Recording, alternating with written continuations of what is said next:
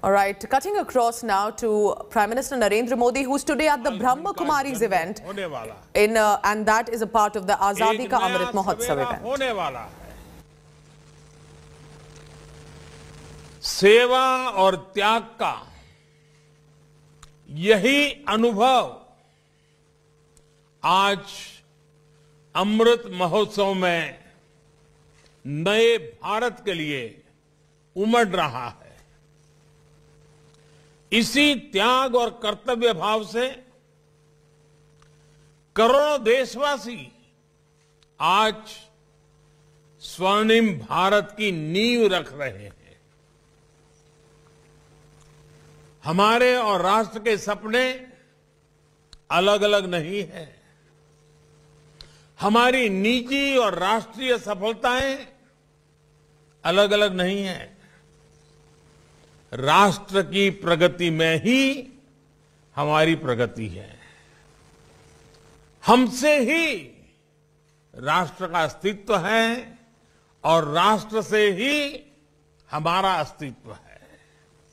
ये भाव, ये बोध नए भारत के निर्माण में हम भारतवासियों की सबसे बड़ी ताकत बन रहा है। आज देश जो कुछ कर रहा है उसमें सबका प्रयास शामिल है। सबका साथ, सबका विकास, सबका विश्वास। आज एक और बात, सबका प्रयास। ये सब देश का मूल मंत्र बन रहा है।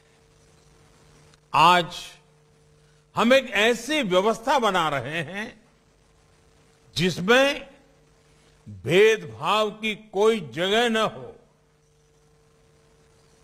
एक ऐसा समाज बना रहे हैं जो समानता और सामाजिक न्याय की बुनियाद पर मजबूती से खड़ा हो।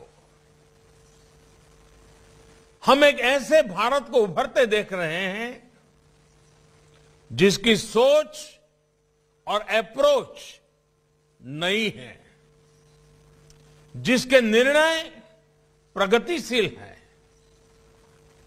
साथियों, भारत की सबसे बड़ी ताकत ये है कि कैसा भी समय आए, कितना भी अंधेरा छाए, भारत अपने मूल स्वभाव को बनाए रखता है। हमारा युगों युगों का इतिहास इस बात का साक्षी है। दुनिया जब अंधकार से दौर से और गहरे दौर में थी, महिलाओं को लेकर पुरानी सोच में जकड़ी थी, तब भारत मातृशक्ति की पूजा देवी के रूप में करता था। हमारे यहां गार्गी, मैत्रेयी, अनसुईया, अरुंधति और मदालसा जैसी विदुषियां समाज को ज्ञान देती थी। कठिनाइयों से भरे मध्यकाल में भी इस देश में पन्ना घाय और मीराबाई जैसी महान नारियां हुई। और अमृत महोत्सव में देश जिन स्वाधीनता संग्राम के इतिहास को याद कर रहा है, उसमें भी कितनी ही महिलाओं ने अपने बलिदान दिए हैं। कित्तूर की रानी चेन्नम्मा, मतंगिनी हाजरा, रानी लक्ष्मीबाई, वीरांगना झलकारी बाई, वहां से लेकर सामाजिक क्षेत्र में अहल्याबाई होलकर, सावित्रीबाई फुले, इन देवियों ने भारत की पहचान बनाए रखी। आज देश लाखों स्वाधीनता सेनानियों के साथ आजादी की लड़ाई में नारी शक्ति के इस योगदान को याद कर रहा है और उनके सपनों को पूरा करने का प्रयास कर रहा है। और इसलिए आज सैनिक स्कूलों में पढ़ने वाले का बेटियों का सपना पूरा हो रहा है। अब देश की कोई भी बेटी राष्ट्र रक्षा के लिए सेना में जाकर महत्वपूर्ण जिम्मेदारियां उठा सकती है। महिलाओं का जीवन और कैरियर दोनों एक साथ चले, इसके लिए मातृ अवकाश को बढ़ाने जैसे फैसले भी किए गए हैं। देश के लोकतंत्र में भी महिलाओं की भागीदारी बढ़ रही है। 2019 के चुनाव में हमने देखा कि किस तरह पुरुषों से ज्यादा महिलाओं ने मतदान किया। आज देश की सरकार में बड़ी बड़ी जिम्मेदारियां महिला मंत्री संभाल रही है और सबसे ज्यादा गर्व की बात है कि अब समाज इस बदलाव का नेतृत्व खुद कर रहा है। हाल के आंकड़ों से पता चला है कि बेटी बचाओ बेटी पढ़ाओ अभियान, इसकी सफलता से वर्षों बाद देश में स्त्री पुरुष का अनुपात भी बेहतर हुआ है।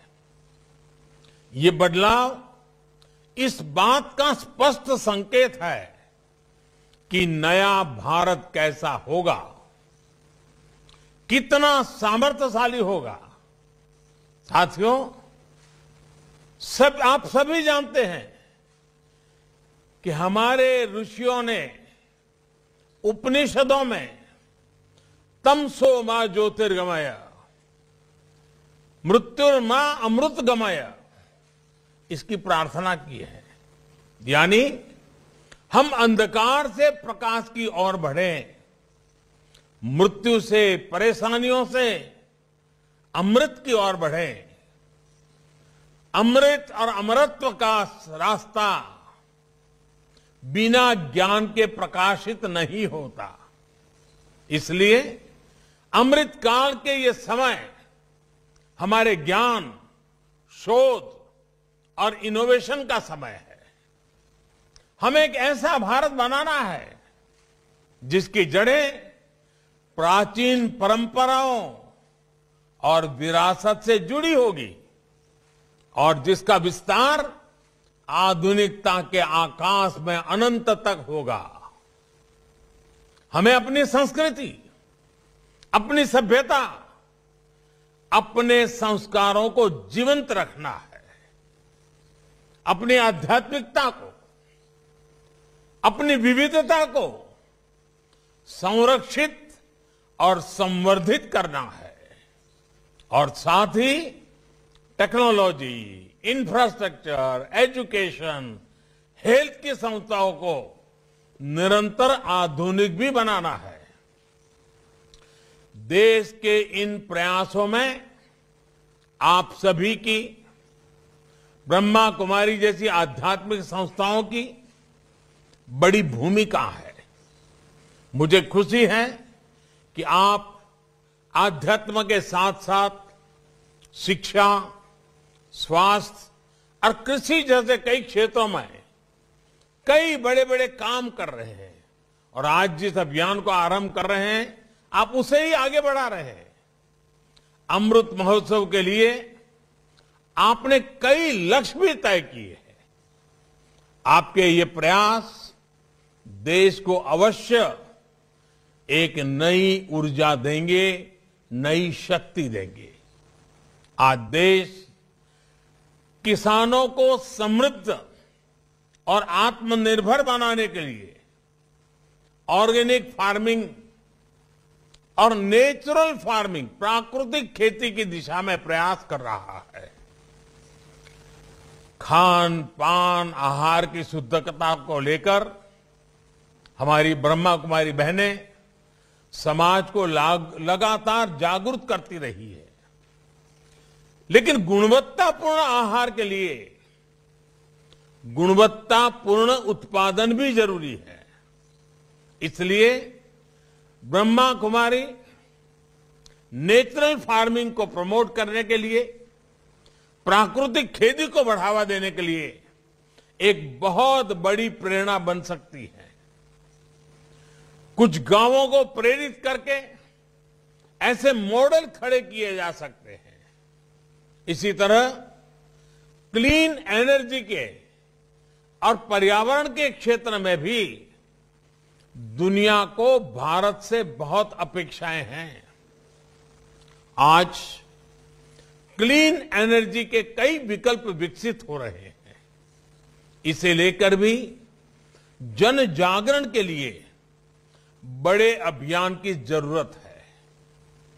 ब्रह्मा कुमारी ने तो सोलर पावर के क्षेत्र में सबके सामने एक उदाहरण रखा है।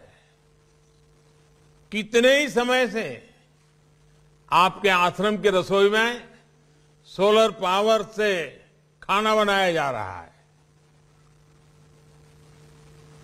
सोलर पावर का इस्तेमाल ज्यादा से ज्यादा लोग करें, इसमें भी आपका बहुत सहयोग हो सकता है। इसी तरह आप सभी आत्मनिर्भर भारत अभियान को भी गति दे सकते हैं। वोकल फॉर लोकल, स्थानीय उत्पादों को प्राथमिकता देकर इस अभियान में मदद हो सकती है। साथियों, अमृत काल का ये समय सोते हुए सपने देखने का नहीं, बल्कि जागृत होकर अपने संकल्प पूरे करने का है। आने वाले 25 साल परिश्रम की पराकाष्ठा, त्याग, तप, तपस्या के 25 वर्ष हैं। सैकड़ों वर्षों की गुलामी में हमारे समाज ने जो गंवाया है,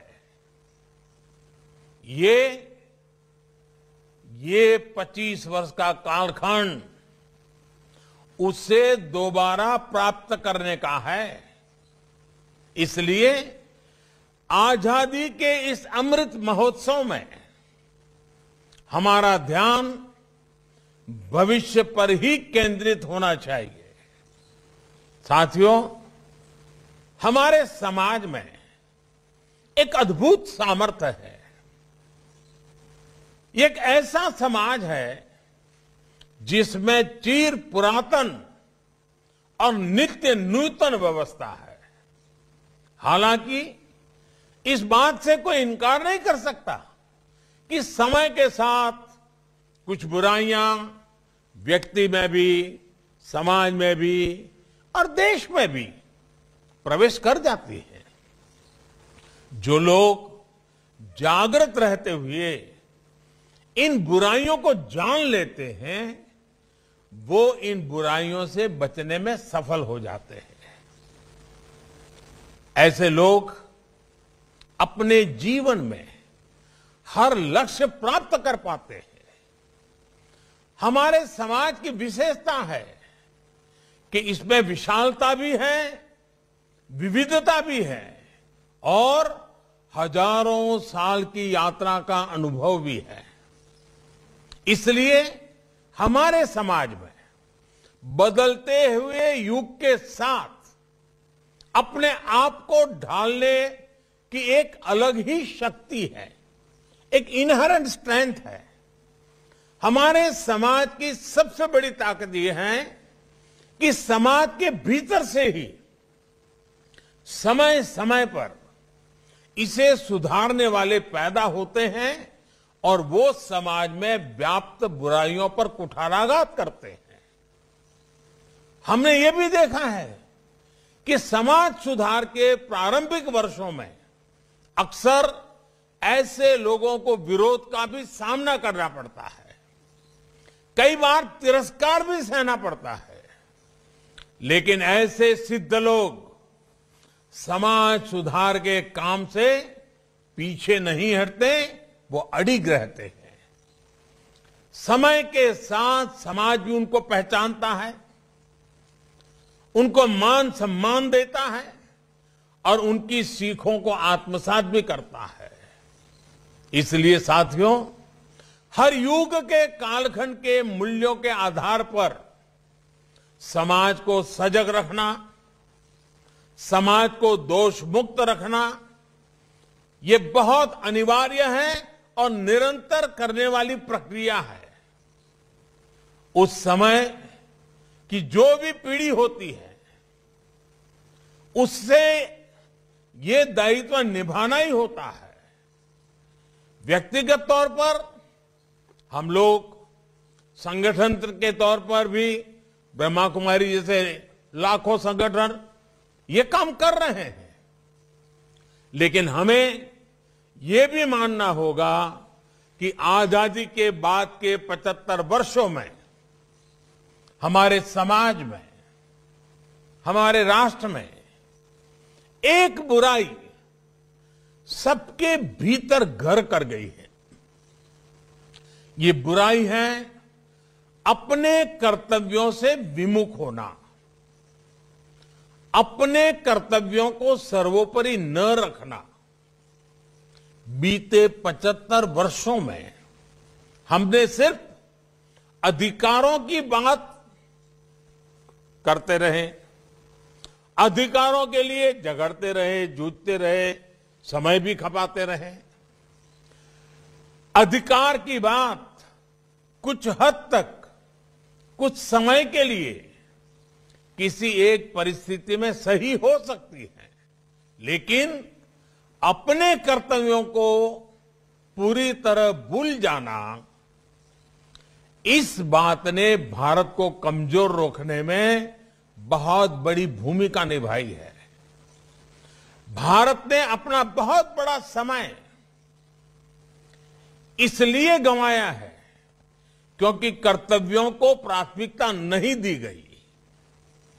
इन 75 वर्षों में कर्तव्यों को दूर रखने की वजह से जो खाई पैदा हुई है, सिर्फ अधिकार की बात करने की वजह से समाज में जो कमी आई है, उसकी भरपाई हम मिलकर के आने वाले 25 वर्षों में कर्तव्य की साधना करके पूरी कर सकते हैं।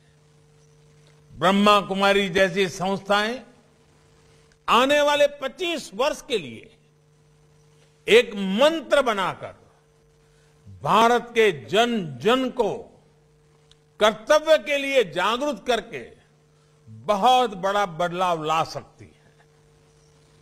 मेरा आग्रह है कि ब्रह्मा कुमारी और आप जैसी तमाम सामाजिक संस्थाएं इस एक मंत्र पर जरूर काम करें, और वो है देश के नागरिकों में कर्तव्य भावना का विस्तार।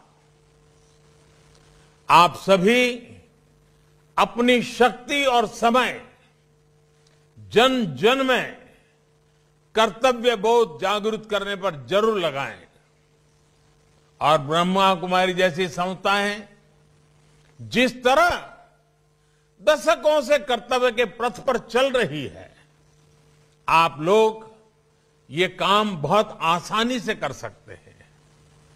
आप लोग कर्तव्य में रचे पचे, कर्तव्य में रचे बसे, कर्तव्य का पालन करने वाले लोग हैं।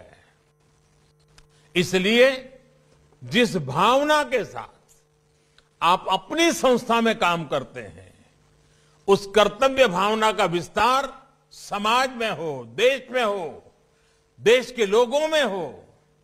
ये आजादी के इस अमृत महोत्सव पर आपका देश को सबसे उत्तम उपहार होगा। आप लोगों ने एक कहानी जरूर सुनी होगी। एक कमरे में अंधेरा था, तो उस अंधेरे को हटाने के लिए लोग अपने अपने तरीके से अलग अलग काम कर रहे थे। कोई कुछ कर रहा था, कोई कुछ कर रहा था, लेकिन किसी समझदार ने जब एक छोटा सा दिया जला दिया तो अंधकार तुरंत दूर हो गया। वैसे ही ताकत कर्तव्य की है। वैसी ही ताकत छोटे से प्रयास की भी है।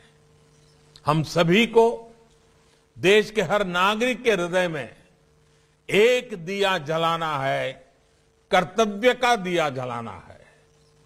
हम सभी मिलकर देश को कर्तव्य पथ पर आगे बढ़ाएंगे तो समाज में व्याप्त बुराइयां भी दूर होगी और देश नई ऊंचाई पर भी पहुंचेगा। भारत भूमि को प्यार करने वाला, इस भूमि को मां मानने वाला कोई भी व्यक्ति ऐसा नहीं होगा जो देश को नई ऊंचाई पर ना ले जाना चाहता हो। कोटि कोटि लोगों के जीवन में खुशहाली न लाना चाहता हो। इसके लिए हमें कर्तव्यों पर बल देना ही होगा। साथियों, आज के इस कार्यक्रम में एक और विषय को उठाना चाहता हूं। आप सभी इस बात के साक्षी रहे हैं कि भारत की छवि को धूमिल करने के लिए किस तरह अलग अलग प्रयास चलते रहे हैं। इसमें अंतर्राष्ट्रीय स्तर पर भी बहुत कुछ चलता रहता है। इससे हम ये कहकर पल्ला नहीं झाड़ सकते कि ये सिर्फ राजनीति है। ये राजनीति नहीं है, ये हमारे देश का सवाल है। और जब हम आजादी का अमृत महोत्सव मना रहे हैं तो ये भी हमारा दायित्व है कि दुनिया भारत को सही रूप में जाने। ऐसी संस्थाएं जिनकी अंतर्राष्ट्रीय क्षेत्र में दुनिया के कई देशों में उपस्थिति है, वो दूसरे देशों के लोगों तक भारत की सही बात को पहुंचाए। भारत के बारे में जो अफवाहें फैलाई जा रही हैं, उनकी सच्चाई वहां के लोगों को बताएं, उन्हें जागरूक करें। ये भी हम सबका कर्तव्य है। ब्रह्मा कुमारी जैसी संस्थाएं इसी काम को आगे बढ़ाने के लिए एक और प्रयास कर सकती है। जहां जहां जिन जिन देशों में आपकी ब्रांचेज है, वहां कोशिश करनी चाहिए कि वहां की हर ब्रांच से हर वर्ष कम से कम 500 लोग भारत के दर्शन करने के लिए आए, भारत को जानने के लिए आए। और ये 500 लोग जो हिंदुस्तान के लोग वहां रहते हैं वो नहीं, उस देश के नागरिक होने चाहिए।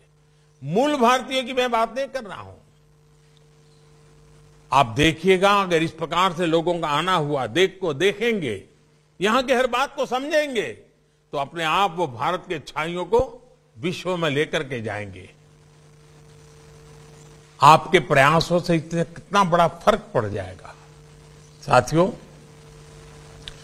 परमार्थ करने की इच्छा तो हर एक की रहती है, लेकिन एक बात हम न भूलें कि परमार्थ और अर्थ जब एक साथ जुड़ते हैं तो सफल जीवन, सफल समाज और सफल राष्ट्र का निर्माण अपने आप हो सकता है।